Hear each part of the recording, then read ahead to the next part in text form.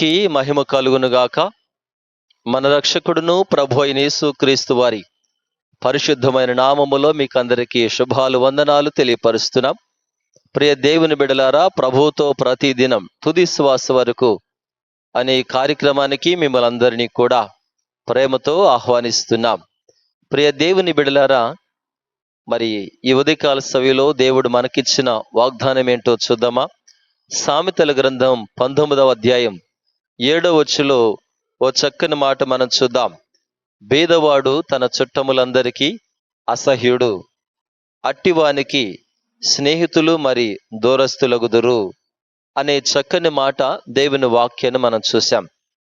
దేవుని బిడలారా, చదువుబడిన వాక్య భాగములో బీదవాడు అని అంటే ఏమీ లేనివాడు.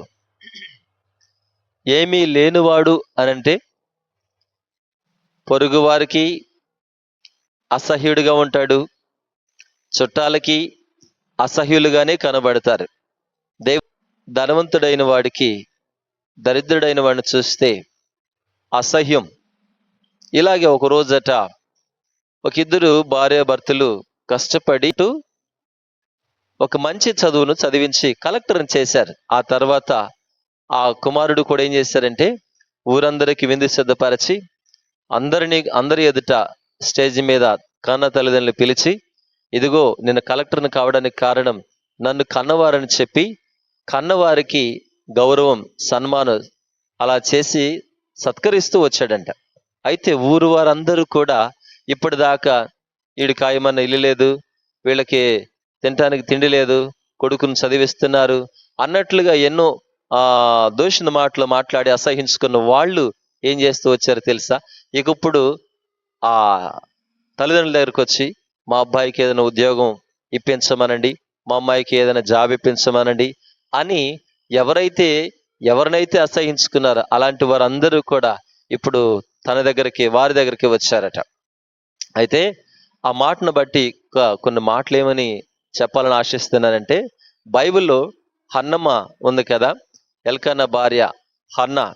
ఈమె బిడ్డలు లేకపోయినప్పుడు పెనిన్న ఎన్నో మాటలంది, అసహించుకుంది. బిడ్డలు లేరని చెప్పేసి ఆ చిన్నచూపు చూచి హేళనగా మాట్లాడితే అసహించుకుంటే ఏం జరుగుతూ వచ్చింది?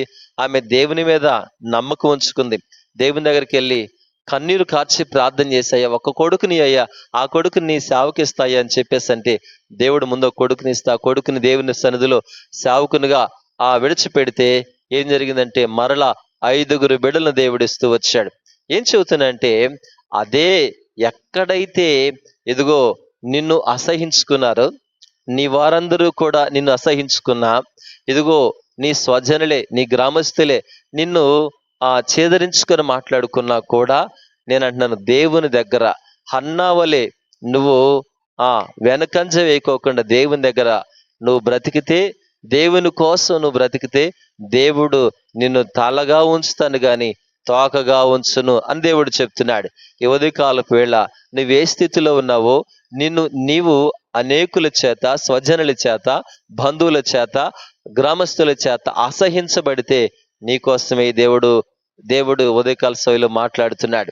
ఈ ఉదయకాల సమయంలో దేవునితో మాట్లాడుతున్నాడు, నీకోసమే దేవుడు మాట్లాడుతున్నాడు. కాబట్టి బాధపడవలసిన అవసరం లేదు.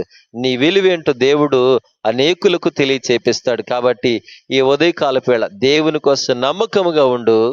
హన్నమ్మను తలెత్తుకునేటట్లు చేసిన దేవుడు నిన్ను కూడా తలెత్తుకునేటట్లుగా చేస్తాడు.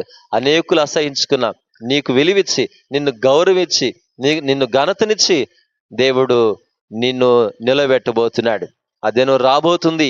ఇదిగో అందుకే దేవుని బిడ్డలారా అంటున్నాడు, బేదవాడు చుట్టాలందరికీ అసహ్యుడు అంటున్నాడు. దేవుని బిడ్డలారా, నిన్ను అసహించుకున్న వారందరూ కూడా ప్రేమించే రోజు ఒకటి వస్తుంది. దేవుని బిడ్డలారా, దేవుడు నీకట్టి కృప అనుగ్రహించబోతున్నాడు.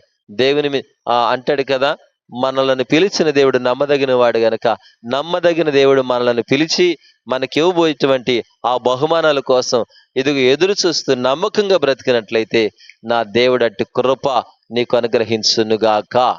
పరమ తండ్రి స్తోత్రాలు. ఉదయకాలపు వేళ మాకిచ్చిన వాగ్దానాన్ని బట్టి వందనాలు. మా హృదయాల్లో మీరు ముద్రించండి, భద్రపరచండి. ఎక్కడైతే మా ప్రభువా అయ్యా మమ్మను అసహించుకుంటున్నారో అక్కడే మమ్మను గౌరవించి మాట్లాడినట్లుగా, అక్కడే మా తలెత్తుకొనున్నట్లుగా ప్రతి బిడ్డను కూడా దీవిస్తున్నామని కోరుకుంటూ, సమస్తమైన మహిమ ఘనత మీకే చెల్లిస్తూ యేసయ్య పేరటి వేడుకుంటున్నాము తండ్రి. ఆమేన్. తండ్రి, కుమార, పరిశుద్ధాత్మ త్రియేక దేవుని దీవెన ఇప్పుడు ఎల్లప్పుడు సదాకాలం తోడే నడిపించునుగాక. ఆమేన్.